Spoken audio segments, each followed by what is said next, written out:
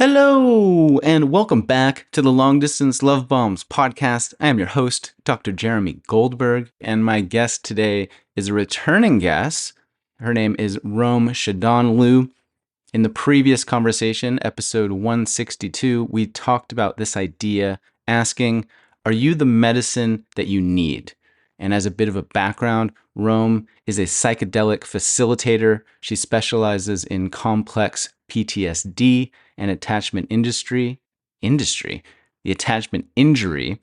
She studied holistic psychology. She has a focus in psychoneuroimmunology, working to ease chronic pain associated and rooted in the emotional life of the mind. Her practice uses various modalities, including internal family systems, reparenting work. Gosh, I can't talk today. She's also a certified death doula.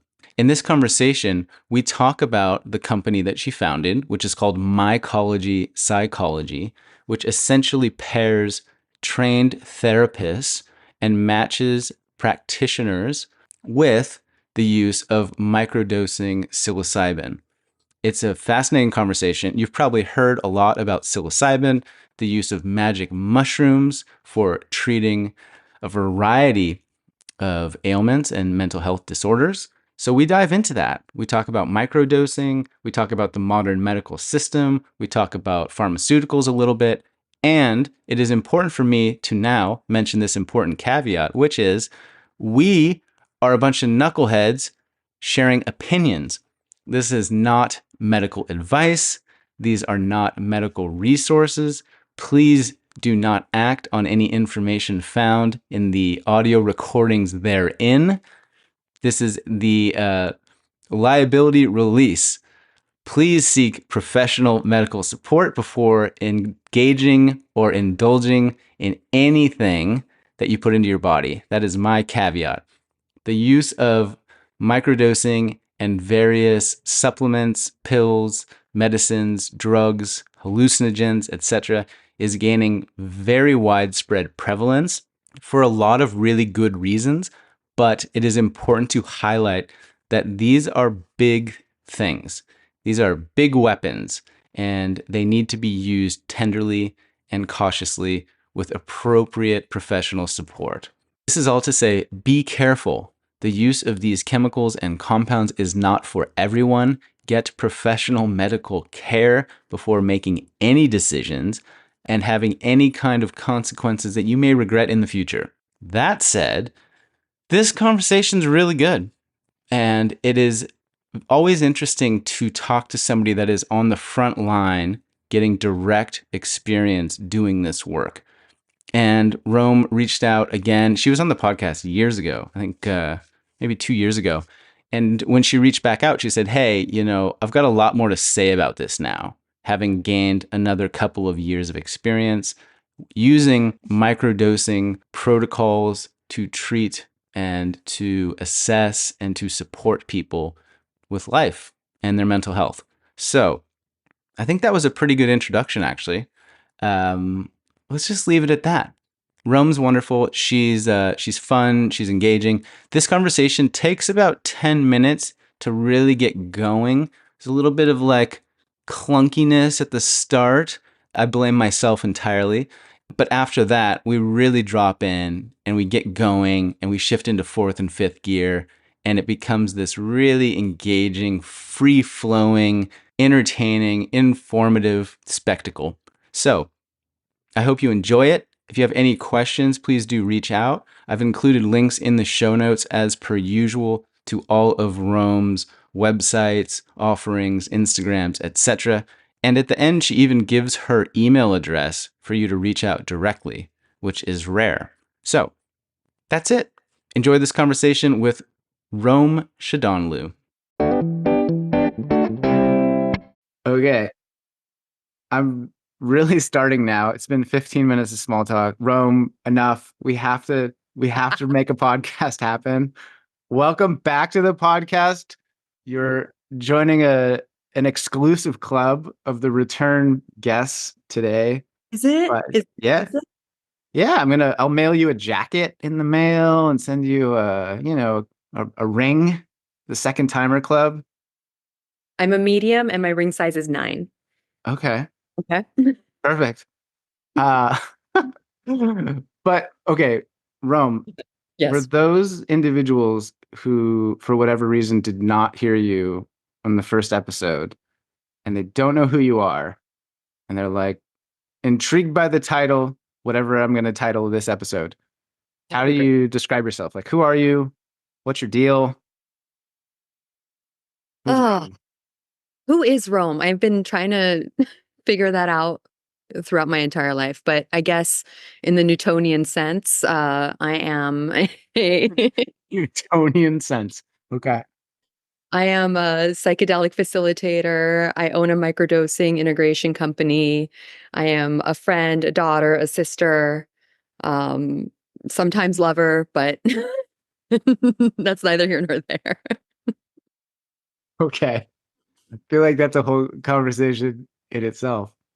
But we're going to talk about microdosing and mental health and therapy and trauma today.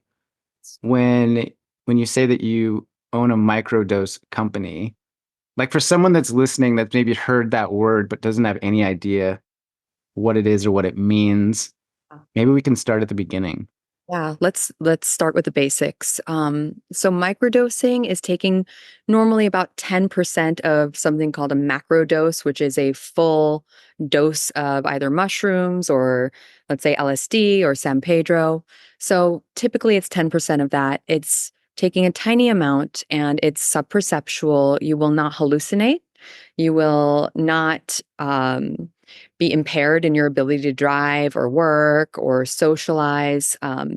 Typically, there's always exceptions, but I'd say like over 95% of the time, it's totally you can go through your life on a microdose. And not only that, it may enhance your ability to go through life as it can increase focus, um, mood enhancement, connects you to your heart, puts you in your body. And through that can help you connect to the people around you on a deeper level.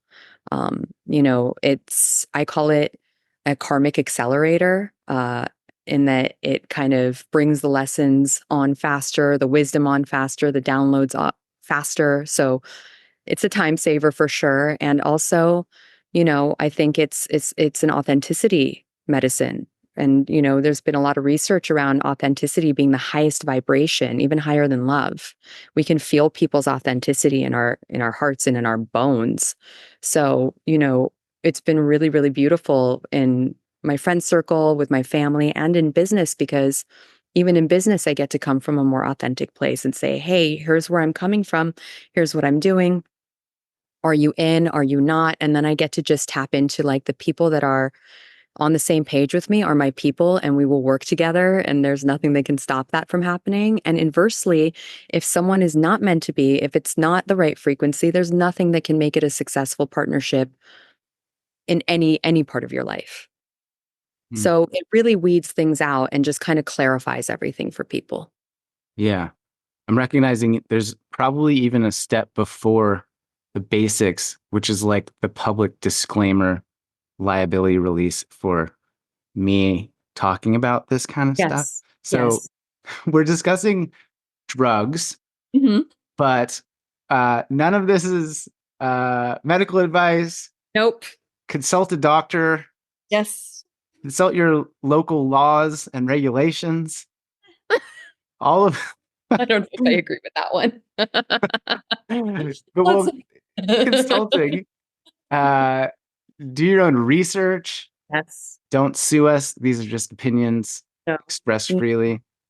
I'll help you out. Jeremy is not responsible for Yes. for what I say, for the content. He is not recommending anything.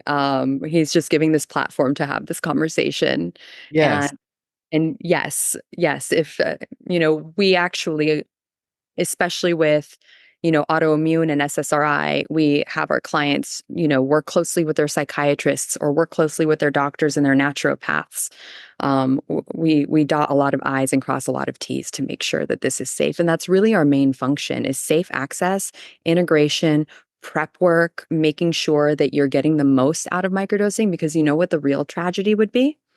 The real tragedy would be to just do this unintentionally and it doesn't work. And then you don't think that it works. And so now this tool that you could have had in your life, you've discarded because you didn't know. It didn't properly launch in your life. So we're really, really good for the beginning of the journey. Some people love to stay with us because they like the support. Right. And so just to summarize, you've got a business called Mycology Psychology, which is a brilliant name also. Like as a writer, I'm like, yo, that's clever. Fire. Mycology Psychology, whereby you give therapy and supplement that therapy with microdosing of small amounts of drugs Mhm. that help to expand, expedite, catalyze change Mhm. in a meaningful way. Yeah. Is that And fair? that's super fair. And I want to add that, like, even going back to basics, yes, this is the part where it's expansive, but in the beginning, it's often like, I'm just really depressed and I can't get out of bed. Or I'm really anxious around people, or I'm just generally anxious. I feel like there's something always wrong. I have this unprocessed trauma. I have pain in my body from holding all this unprocessed trauma in our body. So, yes, it's great for focus, athletic ability, expansion, karmic acceleration, and all of that stuff. But at its core, it's a helper, and we live in a society where honestly, I don't think we're meant to be living this way, which is why we have a mental health crisis happening. Why so many people are getting sick. There's, poison in our food. There is poison in the water. We have to pay extra to not get poisoned, shopping at really expensive places and all this type of stuff. So it really shows you how hard everybody is working at trying to keep their homeostasis. And this is a helper in this society. And yes, it comes from indigenous society, but at the same time, it's really valuable in modern society because it takes us back to our roots of the way of life that we're supposed to be living. It's a reminder. Hmm. How did you first get into this? Like you were a therapist and then you discovered psilocybin or Well, I what? would say I'm more of a like a coach facilitator. Um, and I do therapy with clients, but I am not a licensed therapist. How I got into this is, as we talked about on the last podcast, is my own journey of healing. I had been through a lot, and then I went through a lot with mental health care and medical care, a lot of malpractice, a lot of mishandling, a lot of not understanding trauma, and how it affects health and the psyche. So, they say be the change you want to see in the world. So I'm just trying to make the change that I would have wanted, 10 years ago. So it's people that are in the position that I was in mainly that's why I started this, so that they're like they have a place to go to really holistically heal and also work with someone that treats them like a co-pilot instead of a patient. A lot of trauma, a lot of depression, a lot of anxiety stems from disempowerment. At some point, you were in a situation and you felt like you had no power to protect yourself or be in your truth. So that's where it stems from. So why would we go to doctors that make us feel disempowered? It's curing disempowered with disempowerment. And, I'm a fan of homeopathy, but I don't think it applies here. So, it's very much someone that listens to you and meets you where you're at because nobody knows what it's like to be you better than you. You, Jeremy, are the expert on being Jeremy. It doesn't matter what training anybody else has. So that's kind of part of our core mission statement is that we don't bring this with authority and that we know best. We are here to help you get in touch with your own intuition and find your own inner healer. I like that. I hadn't heard the disempowerment angle before, but it set up when I'm considering a doctor-patient relationship, it often feels like a hierarchical Mhm. power imbalance whereby one person is pedestalized and the other is seeking or struggling in some way. Yeah. And it And sorry, go ahead. no, and it sounds like here is sort of life coaching is the thing that comes to mind, at least the way that I interact with clients, which is like, yo, I'm just a dude and I got my own stuff, but I can ask a lot of good questions and I believe in you and I can help you clarify a few things. and I got your back. Yeah. And I've often said to people, like, I don't care what you choose to do. Like, it's your choice, it's your Mhm. life. Mhm. Like, no judgment, all love. I trust the process. But like, I just want to help clear out all of the things in the way so that you can be really clear about the decision you're making and why you're making that choice. And like, perhaps it's intention cultivation or something like that. But it sounds similar to the work that you're doing. Yeah, it's relational, right? And we get traumatized in relationship, we heal in relationship, right? So if there's no if it's not relational, then there's a part of the person that never gets to fully come online, right? And just kind of be in it together and be like, "Hey, look, you're going to climb this mountain in your own way, but I've climbed this mountain, and here are my notes from what I've learned. But it's your path." Yeah, there's many ways up the mountain. Yeah. So when you're working with an individual, or I'm trying to put myself in the position of someone listening that's like, all right, I'm intrigued. I've never done this before. I've never done drugs. I've Yeah. heard stories about magic mushrooms where people jump off buildings by turning into an eagle, or Sure. there's lots of horrible stories out there. It's Uh, what would be the like, does this stuff work? Does it really work? I mean, is it just a gimmick? If you can't feel it, is anything really happening? I'm like trying to put my devil's advocate hat on for a moment. No, I'm very good at the devil's advocate part because there's nothing to prove. It's not for everybody, right? It's not for absolutely everybody. And the only way that you can really figure out if it's for you is if you're being called to it to give it a try. If you're not being called to it, if it's not interesting to you, if there's not something in your body that's like, oh, tell me more, you're probably one of those people it's not for, right? The other piece is that yes, people have someone has jumped off, maybe a few people have jumped off buildings because of mushrooms. Well, set and setting, this is why education is so much more important than regulation, right? Because people are not going to always listen to regulation. We're going to do what we're going to do. But education, hey, what state of mind are you in? Is the location safe? Is the location okay? Are you with someone you trust? Right? Do you have a trip sitter? Do you have a psychedelic facilitator? These are powerful, powerful medicines. And yes, they are drugs in a sense. We are drugs. Um, but we call it medicine because drugs are great. I'm just going to end the sentence there. But drugs are great for escaping, right? And I wouldn't say, well, yes, it's great for escaping. And that's why people become addicted to them because they work. But this isn't a drug in that you can't escape yourself when you're microdosing. It's actually putting you even more in touch with what's going on inside of you and opening up your heart and helping you find the love in your heart. Um, and yeah, I've had people be like, I don't know if it's working. And well, then we have a conversation first. And oftentimes something will come up as in, hey, I pulled over on the side of the road and I just started crying about something that happened when I was a kid, but this isn't working. Like expectations of primer, they don't know that that is actually one of the ways that microdose can work. They think, oh, just mood enhancement, right? Or this person normally really pisses me off. And I noticed today that I didn't feel tightening in my body around them.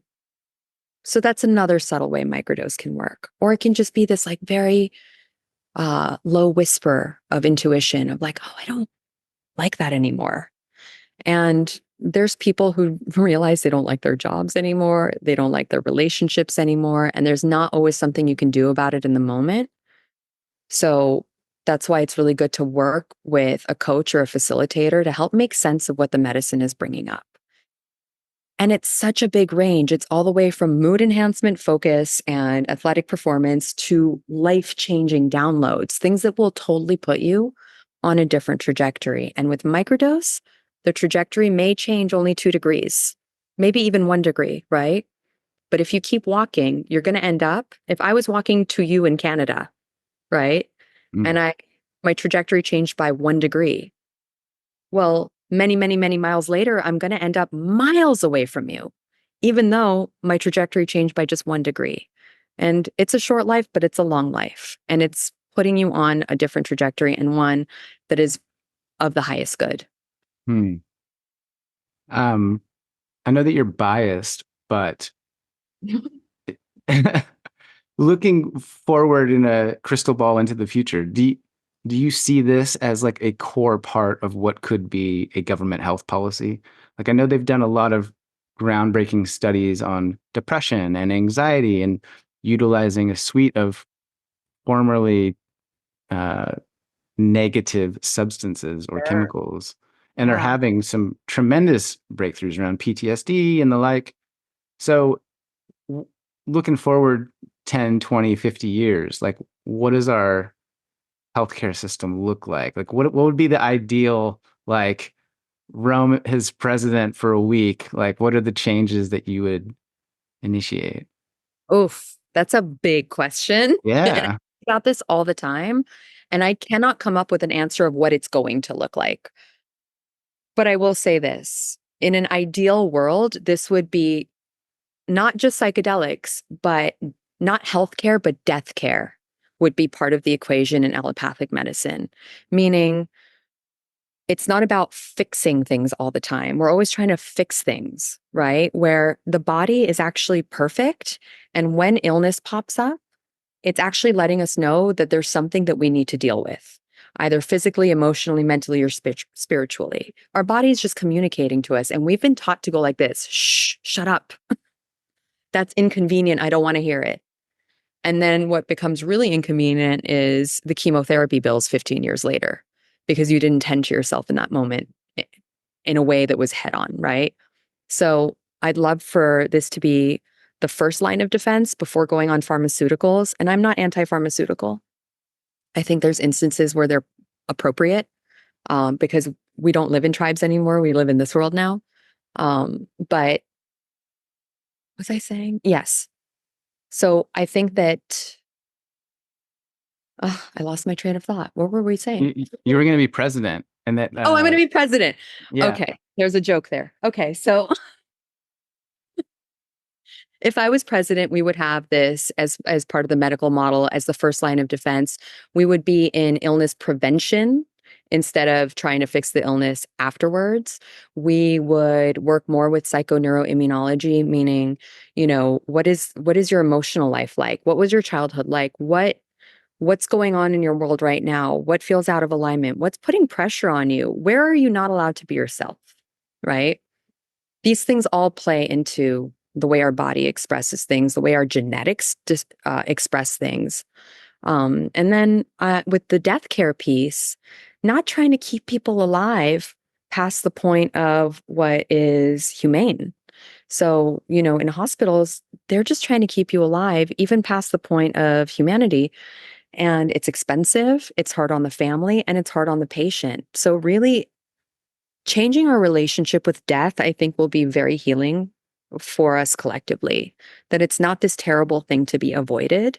If we can prevent it, that's wonderful. But when it comes knocking and when the body is naturally winding down, to trust the cycle of life, to trust the syntropy and the entropy of the universe that we live in, and I think we are immortal forever. And that is not a very scientific thing to say in this moment, but it will be, because these are just ideas that science hasn't proven yet. And speaking of science, the research is extremely, extremely important. And our ancestors have done this research for hundreds and hundreds and thousands of years. Okay.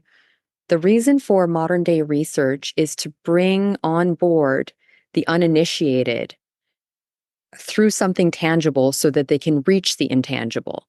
And when you reach the intangible, you no longer need proof or explanation. That's interesting. So that the research, because I'm laughing because my partner is very fluent in the woo woo, Mhm. and sometimes I'll read something on Twitter or the internet, and I'll say things like, "Oh, wow, they just did this study and they found that X, Y, and Z," and she'll just look at me and be like, "Well, yeah, it's obvious. Like Yeah. that seems true to me." Uh, Get on her level, Jeremy. I Catch up. know. It's just there's something though in me that really appreciates the like scientific rigor to explore a specific thing and to test it and to verify it and to replicate it and then to come to conclusions and tease those apart and be like, okay, this actually is what is happening versus making that leap towards I've heard it described as I'm not brave enough for faith. You heard a line like this of Like that. like Yeah. it just seems like a jump to be like, well, yeah, it's been done for thousands of years. But like, drink this, take this, try this. I'm like, Yeah. I don't know. Maybe we could like run an experiment first. I don't think that there's a right or wrong, and I think you both have salient points.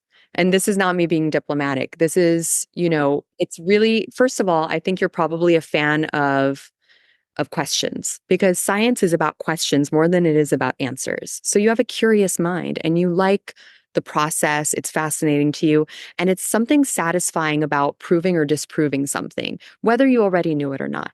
Like, there's that validation that we need as human beings, that our egos need, that our minds need. And it can actually help us, stay safe, in this modern world. So I'm really on board with the research. I'm hoping that, I'm hoping that the research is legitimate. And, I say that because sometimes there's special interests, but, you're right. I am completely biased. And I'm completely biased in that this helped me save my life. And I've seen it work for so many people. It's the most effective treatment that I've ever seen in my life. And I have been on almost every medication and been to almost every type of therapy or doctor. And it was all good. But until I found mushrooms and ayahuasca, um, and all the other entheogens, I wasn't able to feel all that stuff in my body. I only knew it in my mind. Okay, be positive, or this, or that, or my therapist told me this, or take this pill, and it got me through many years. But until I was able to feel it in my heart, it wasn't like true for me, right? And Yeah. and and that's just me and a lot of That, other people. yeah, that's fair. Just jumping on that a little bit more, like, how do you describe the distinction between having positivity and gratitude in your head and then moving it into your system and your Yeah. heart? Like to somebody that's listening or somebody that's hosting a podcast right now. So for Uh, whoever's listening, Jeremy's question is coming from the mind. mm, Right? Because it's a question, and really a lot of answers come from the heart. And I think that's one way to differentiate it. You know, there's, yeah, I love my family. Like, they're a pain in my ass. I love them. Eh, there's some question in that, right? Or is it okay to speak to this person that hurt me? There's a lot of analyzation. Our brains only care about keeping us safe. Okay. It's an overprotective parent because ultimately it wants to keep itself safe. So you got to know the brain doesn't care about happiness. The brain doesn't care about love.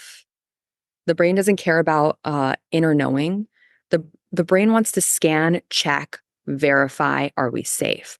And if we've been through, let's say, a dark path, our brain's not going to be like, that's not good for us. Our brain, it's a pattern maker. It wants to go to what's familiar because it's like, well, we know how to handle this, even though it sucked, right?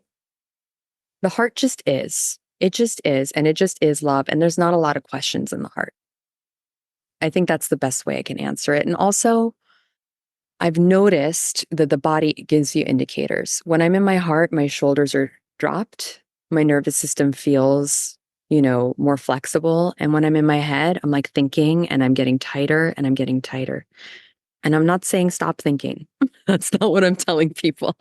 Yes, think. Yes, be human. Yes, we live in the 3D. Yes, we live in systems. We need to use our brains. And if we're all heart, we're going to get our asses kicked. We're going to get taken advantage of. We're going to, not be able to go through life super clearly. We need both. And really the answer of truth is always both ends of the spectrum. If there's a coin, there's heads or tails, or is it a coin?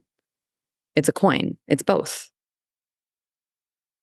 yeah, that's good. I'm reminded of that yin and yang or yin and yang symbol. like Yeah. the black and the white thing, Oh, yeah, yeah. and that the main point is that line between the two. It's like trying to operate there where you have I've never access to both. I've never heard that before. I love it and I'm going to use it. Okay. But everybody heard it here first. Yeah, yeah, I just made that up. That was definitely not somebody from the internet years ago. Yeah, you got But what I'm hearing from you is like, yo, we need to think, we need to use our heads. Don't be a knucklehead. Yeah. Um, and we need to use our hearts, but you can't just live in that heart space um, We don't and have that. just float through life as butterfly. It's like, Yeah. Well, we don't have that problem. We don't have a problem that the collective is living too much in their heart.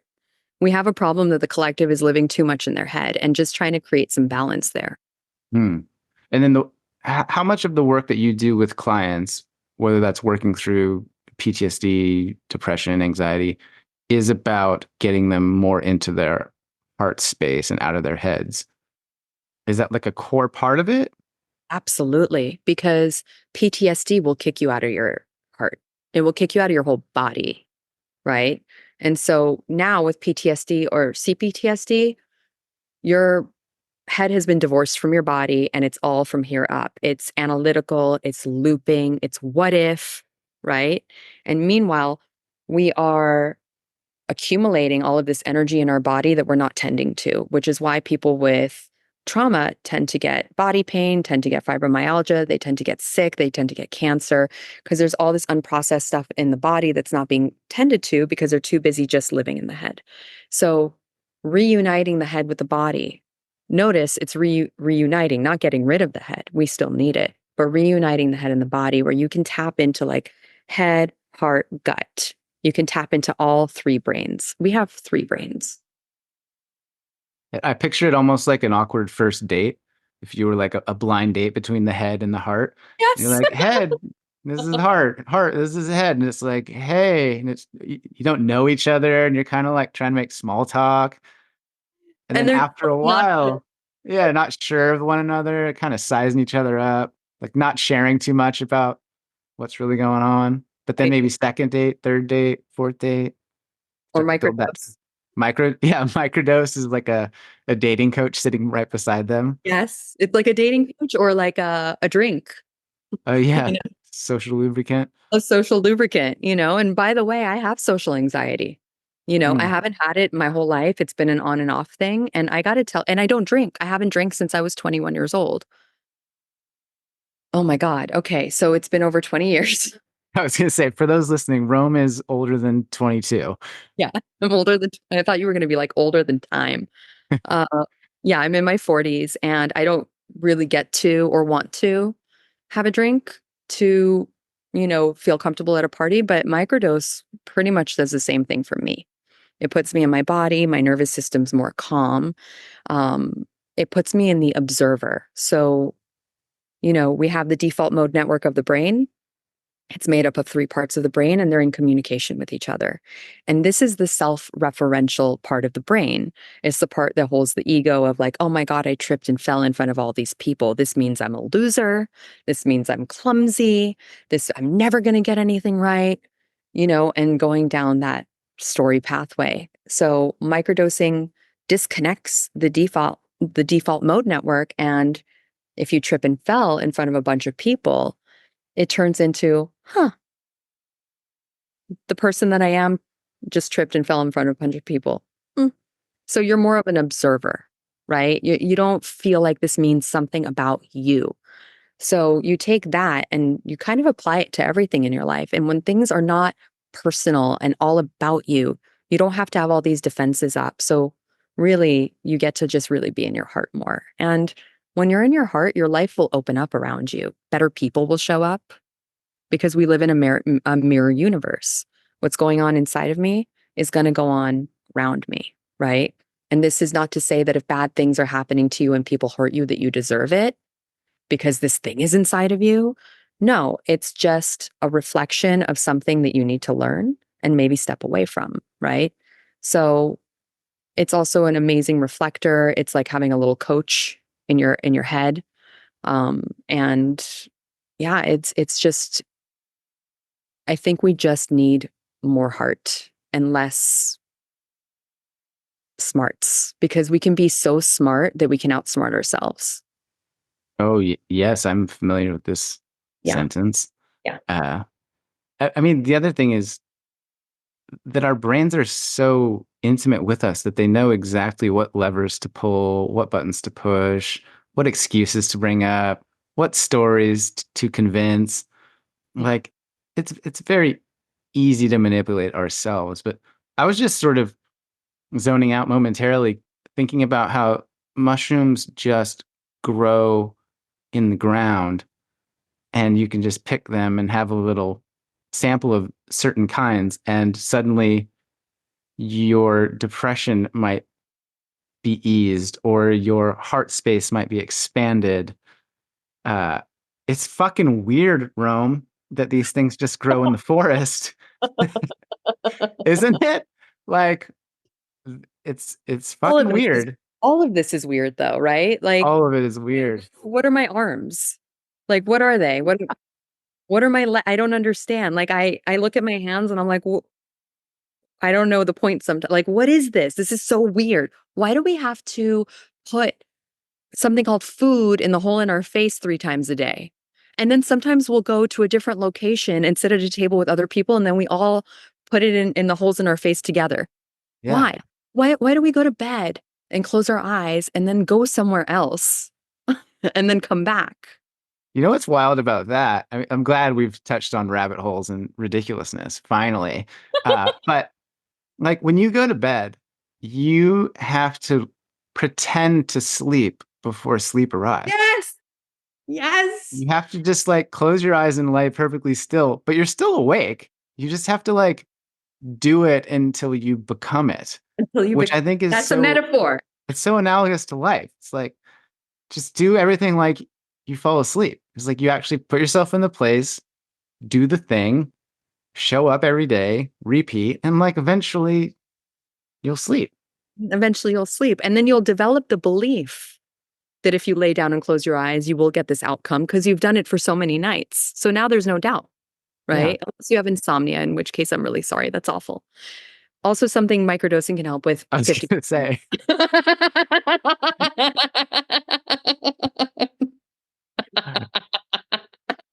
if only there was a fix for that that was all natural. For that, Amanita muscaria is really good. For some people, the mushroom. Amanita, is that not like a poison one? Do I have that right? Yes, What's but the no. bright, like it looks like a bright red with white dots. Right. Is that the one? Yes, that's the one. If it is prepared properly, it has muscimol and ibotenic acid. Um, the ratio has to be just so. So if it is decarb, I never What can get but if the ratio's decarboxylated. Hmm? yeah, but if the ratio's not just so, like it's deadly, it'll make you blind. There's something bad. Well, you'd have to look, you'd probably have to eat it out of the ground raw, or it would be prepared Okay. wrong, or have a bunch. And remember, this again is microdosing, and and I don't want to get this word wrong, but I'm going to give it a shot. Decarboxylated. If anybody's listening and I got that word wrong, just know I know that I may have gotten that word wrong. But that's the process it goes through. And we've had really incredible results with Amanita, which is legal in most states, by the way. Um, and I'll tell you why it's legal in most states, even though it's the more poisonous one, because you can't grow it in a lab. It can only be harvested in the wild. So it's non-scalable. And so for that reason, it's legal. Yeah. That's I weird. think that's why it's legal, because there's no money to be made, right? So it doesn't need to be, there's no gatekeeping happening for Amanita. So it helps a lot with PMS, PMDD, menopause, insomnia, and addiction and alcohol, like alcoholism, benzos, because it works on the GABA receptors where psilocybin works on the serotonin receptors. It's a serotonergic. So these are two totally different medicines, but they're both mushrooms. I like what you said about um, that that if you take too much of it, it's dangerous. Yes. It's potentially causing all kinds of bad things to happen. But at scale, if you take just a little bit of something that's really dangerous, it becomes Medicine. healing Mhm. medicine. Yeah. Yeah. Yeah. And that's kind of like the idea, like behind, the poison is the cure, or you can't heal without a wound.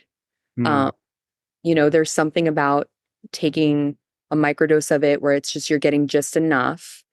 But at the same time, it's not poisonous if you're taking it in that small amount, right? So yeah, it's just we have all these things growing out of the ground, right? And I like to think of them as keys.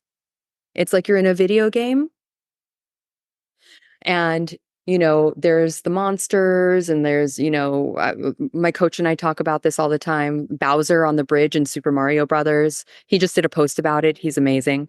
um his name on Instagram is the HRV guy, but THA.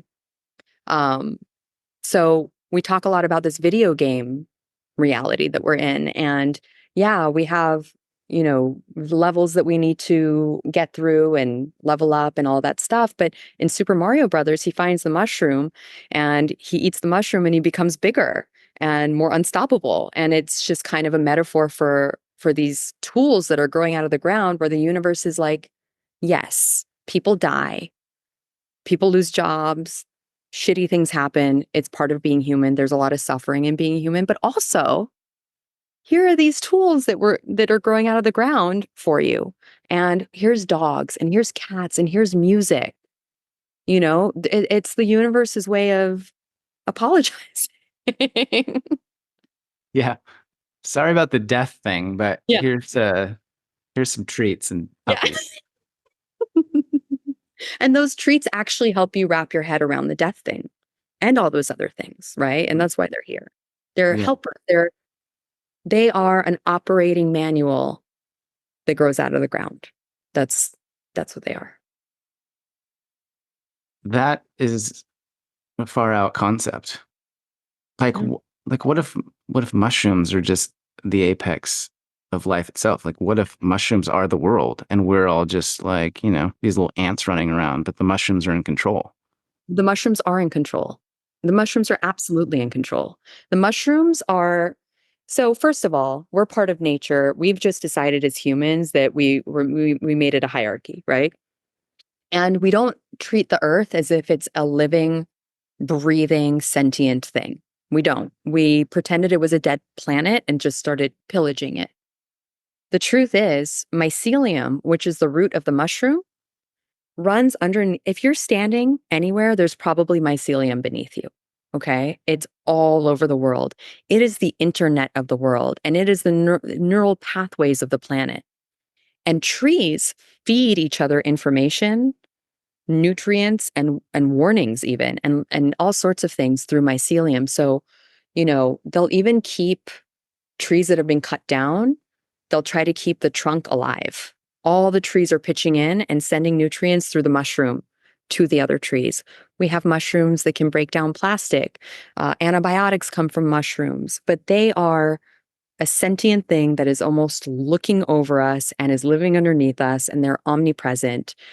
And we think we're in charge and we think we're choosing to take mushrooms, but the mushrooms have chosen to meet our nervous system. They chose us.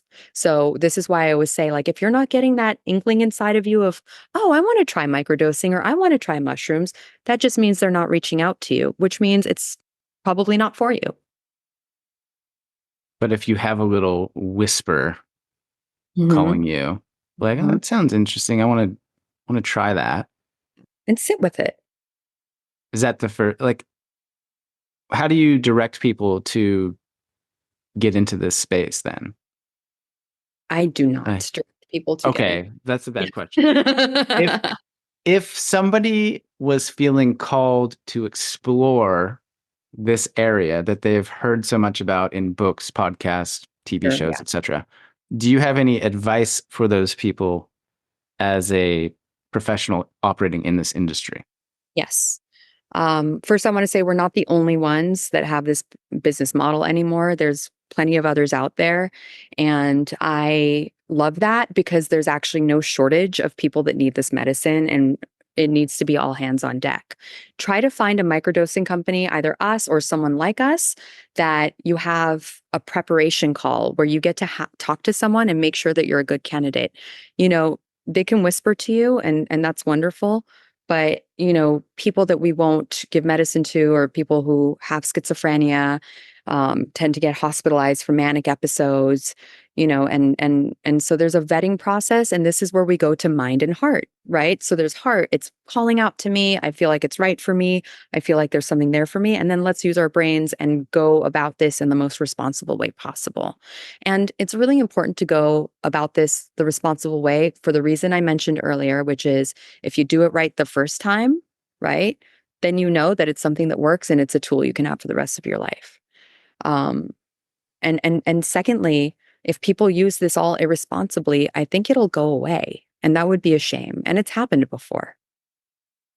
Go away by being outlawed or regulated away. Outlawed, regulated, taboo, right? You know, I think it was the second wave. Timothy Leary was like dosing everyone with LSD, and then it was like, oh, okay, like these are crazy people. These are crazy people. And then, you know, Reagan came. It was just all like, and then you didn't hear anything for a long time.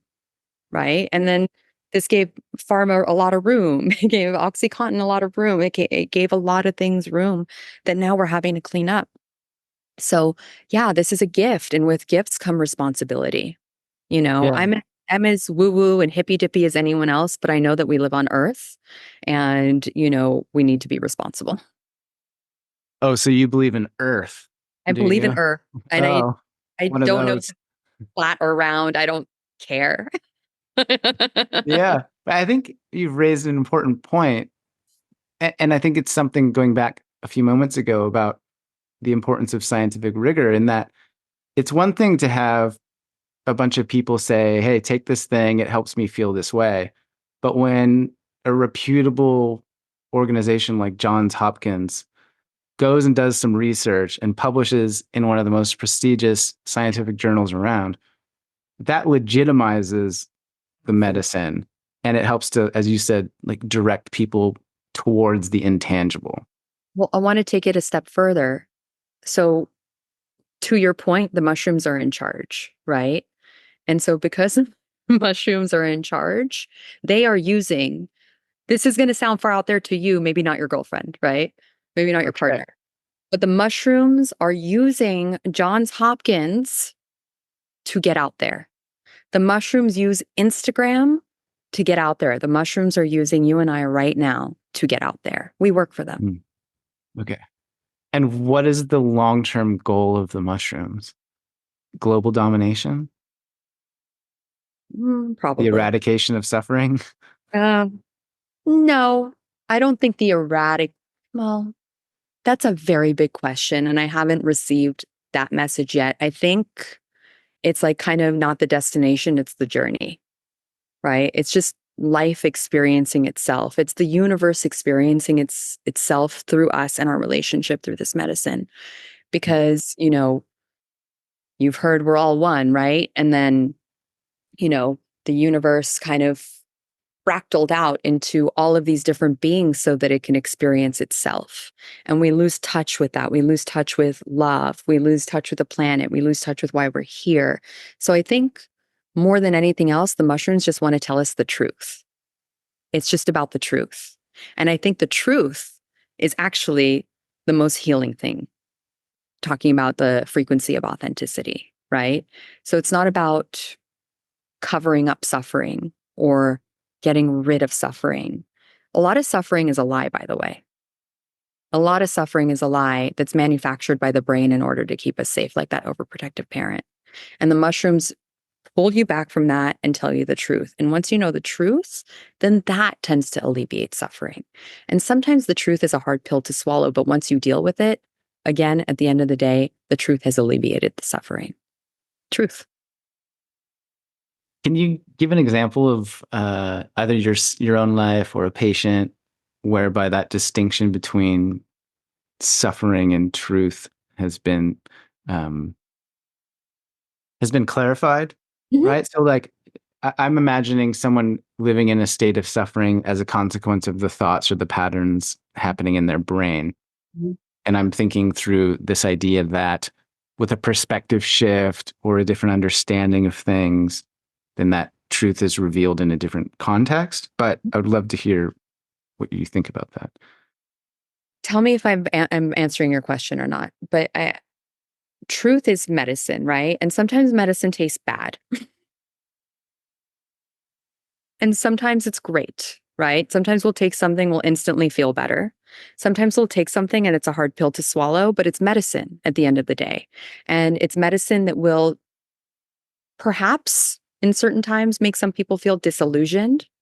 But what is the opposite of being disillusioned? It's being illusioned, right? So it's really up to you if you want to live in that truth and look at it, because it's very rewarding. And it reminds me of that quote, a hero dies only one death, but a coward dies 1,000 deaths. And so avoiding the truth, we die every single day in small increments. We often microdose our suffering too, you know, to the point where it's just we become numb to it and don't do anything about it. We don't put our foot down and say, hey, something has to change until, until we do. Right. And so those stories that we tell ourselves that cause suffering, that feel so true, Yeah, you're suggesting that there are different truths to consider? Is that the idea?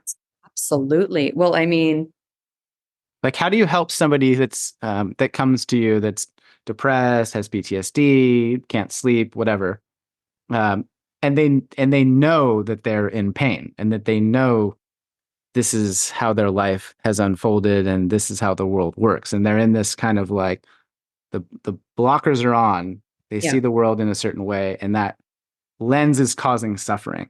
So, yes. like, as a practitioner, what's the sort of lens through which you view all of that, or the process that you're like, okay, hang on, you're at step one, like we're gonna get you over here. Yeah. Okay. I'm going to answer that. And I felt a metaphor coming on. Um, Oh, so it's like, we plant the seeds and the microdosing can be like the water, but we still have to do the work and plant the seeds and tend to the garden. Um, if someone comes to us with depression, anxiety, PTSD, illness, first of all, we meet people where they're at. There is no should or you have to do this and you don't know what's good for you, as we discussed, right? You just meet people where they're at, heart to heart. I hear you, I feel you, I see you, because that's really all we want as human beings. And the limbic system in our brain, that is part of the protection system, loosens only after being acknowledged. That's why I don't believe in like the spiritual bypassing of like, just stay positive. No, sometimes we have to feel these really, really difficult emotions. We work with them to put together a protocol with the medicine and we explain how the medicine works, right? Because if you don't know how the medicine works, you may miss the message. After you start your protocol, then we assess which direction to go in. Are you one of those people where you took it and you're like, oh my God, this is like an antidepressant. I feel so much better. I can do things. Jeremy, I'm a person that gets into freeze a lot. I get paralyzed when I get overwhelmed. Microdosing has been a gift because it unparalyzes me, right? Then there's people, I've been both people, by the way. Then there's people who are like, oh my God, this is a little scary because I don't think I want to be at my job anymore. How am I going to pay the bills? Right. And so, there's something positive to come out of both, but one of them is a little bit of a slower, more difficult process and more of a hero's journey, where it's like, okay, you don't have to leave your job today, but why don't you continue to work with the medicine or your facilitator to think about like what your ideal life would be? What would you like? What can we move towards one day? Right. Or if it's not possible, what can you change in your environment or in your day to day that can help you shore up mentally at your job? So this is something that they weren't aware of. Or, one time I was on mushrooms, and this is just like a very weird example, but why not? I was eating the ice cream with the artificial sweetener. I love eating on mushrooms. And it tasted like chemicals.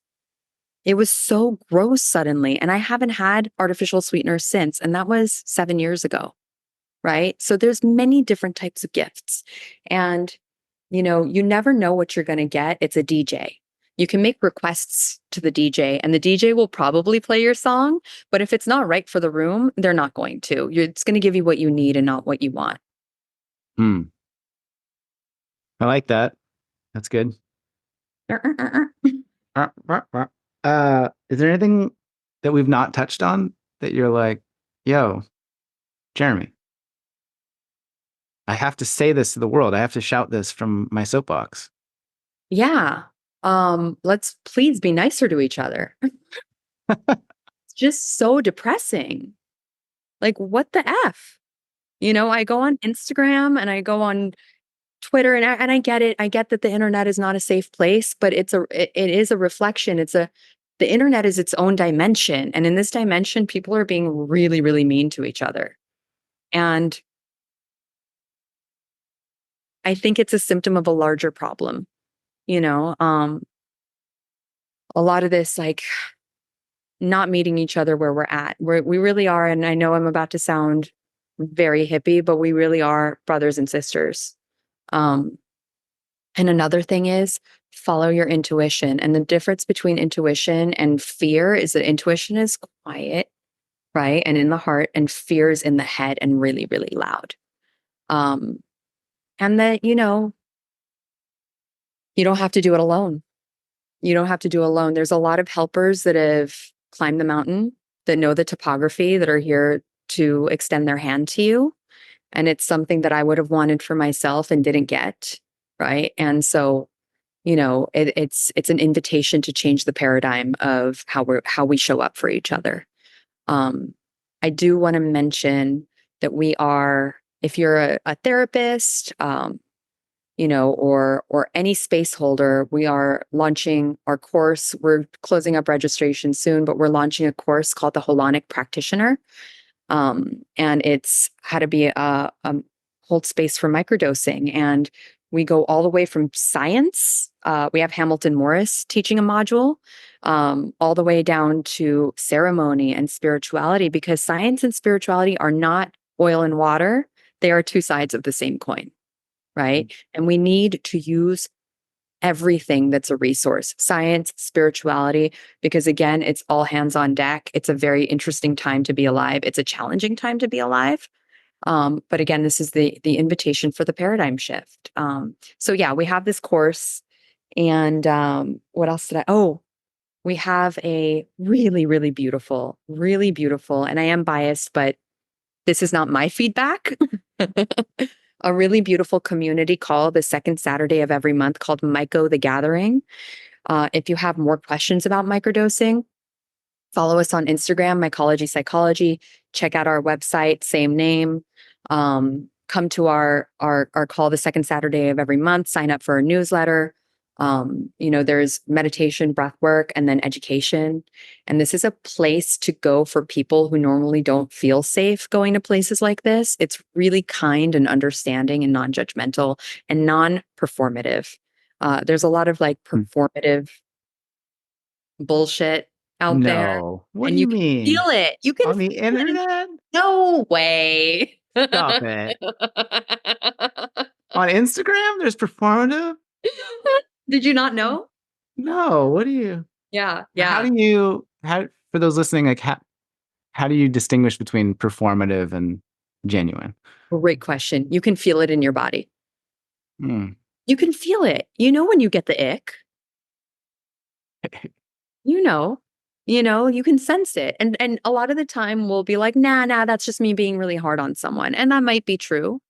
We're as hard on other people as we are on ourselves, but people who are hard on themselves tend to question themselves the most. So the work for that person is to really trust that feeling in the body.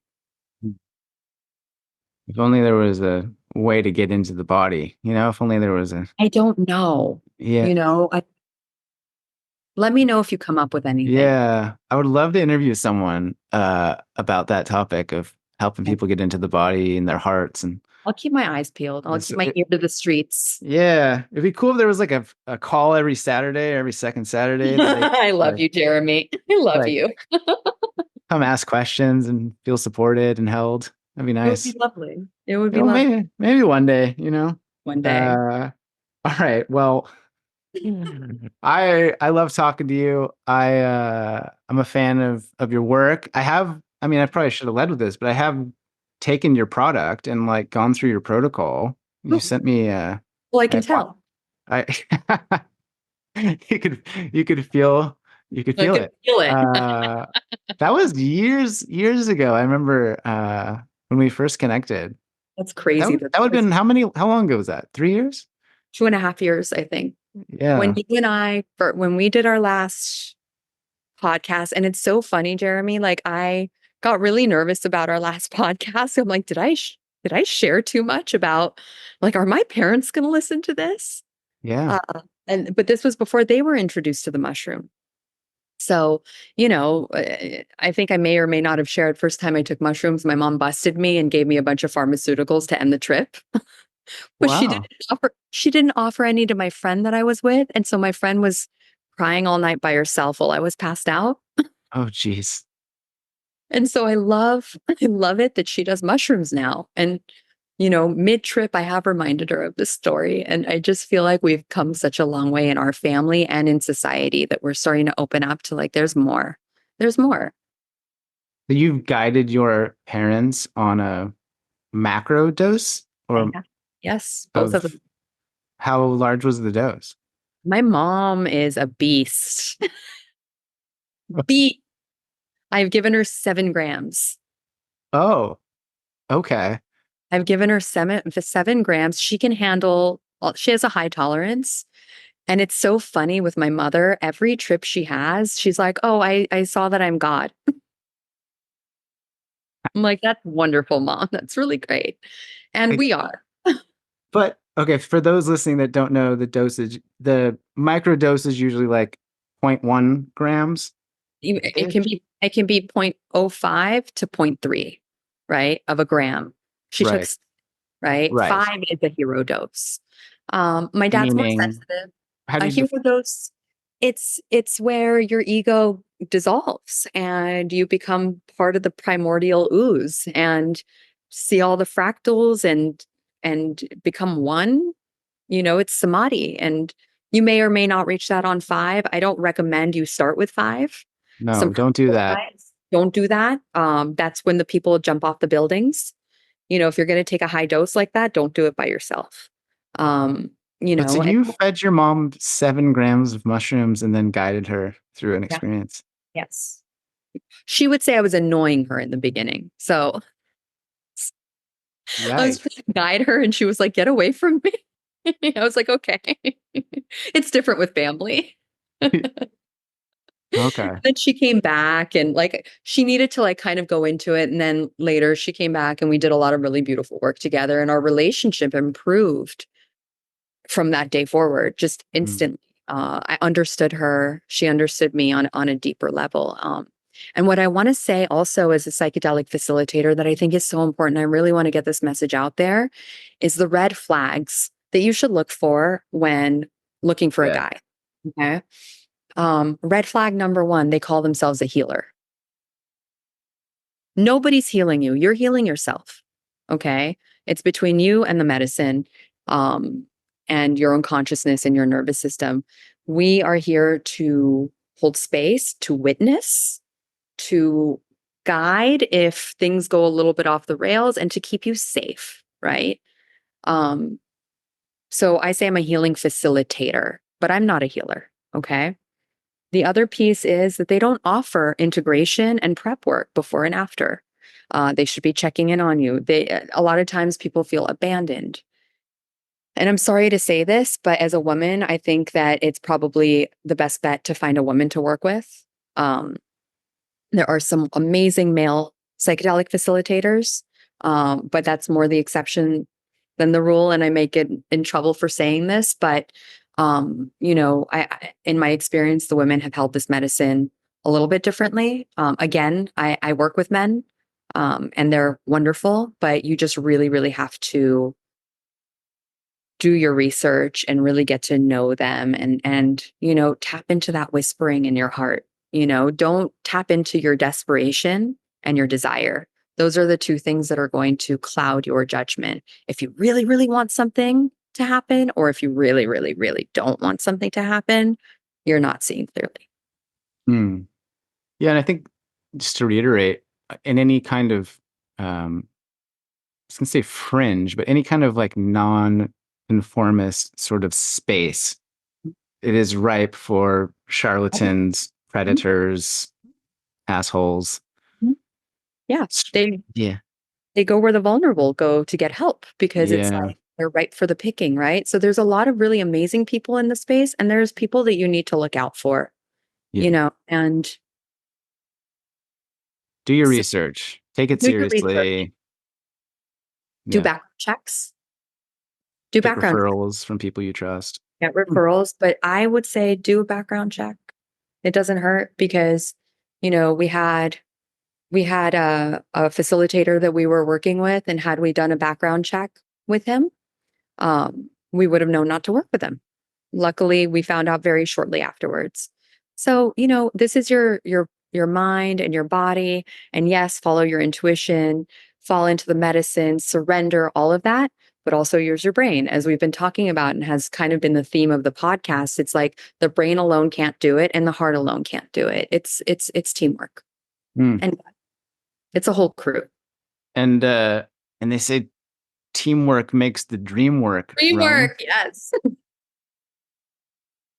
So Jeremy, deep. you're amazing, Yeah. mom. You're Uh, amazing, mom. you're a gem. For those listening, in the show notes, I'll put links to all the stuff that Rome just mentioned, the Instagram, the website, the calls, etc. And I'm gonna throw you under the bus, Rome. If you've got questions, reach out to Rome and Yeah, ask please her. do. Best email is hello@mycolegypsychology.com. Or you Oh, can hit us up in the DMs on Instagram. yeah. I was just gonna do the Instagram, but hello at mycology psychology. Is that cool if they're like, no, she doesn't really want to hear from me? You're saying like, no, ask me No, questions, like please, reach out. please reach out. But here's a very important point. Please don't use any P words in writing. What does that mean? Psilocybin, psychedelics. All right. Yeah. So when you email us or reach out to us, just don't use those two words. You can say mushroom, medicine, protocol, and we will respond. When people put those words in writing, we just do not respond. And it's not because we don't want to, but it's just for the safety of everybody. Fair. Okay. So that's it, I think. That's it. Uh, thanks for coming back. Thanks for all you do. I just adore and respect the way that you show up in the world. I Thank you. You too, believe in Jeremy. believe in the work that you're doing. It's important. It's powerful. Thank you. And We're hopefully, vibration, buddy. yeah, hopefully we get to meet in real life one day, That would be, rather than just Zoom. I Uh, know. And like, and maybe there's like I know there's a jacket or a ring for second time. And yeah, yeah, am I gonna yeah, there gonna be a car? I don't know. I'm yeah. excited. It's in the Yeah. mail. It's for sure in the mail. So Okay. keep a real close eye out. Okay. Uh, Thank you. um, Thank you for having me. you're I welcome. love your page. I love your work, and I love you. I think you're awesome. Thank you. Back at you. Okay. That was Rome Shadanloo. As mentioned, I've put links in the show notes to her email, her Instagram, the website. Do get in touch. Do reach out to her and ask any questions that you have. Address any concerns that you might have also. I appreciate you. I hope this was helpful and informative. If you've got suggestions for future topics or guests that you want me to talk to or about, please do let me know. Send me a message. I am always open to suggestions and improvements. And thanks for being here. I appreciate the 5-star reviews. I appreciate you sharing the podcast. It helps to enhance the ripples that we are trying to make and create a more compassionate, kind world, trying to get people where they want to go, trying to make this place better than it was yesterday. You're a gem. You're a superstar. I'm proud of you. I love you. I adore you. And I will talk to you soon.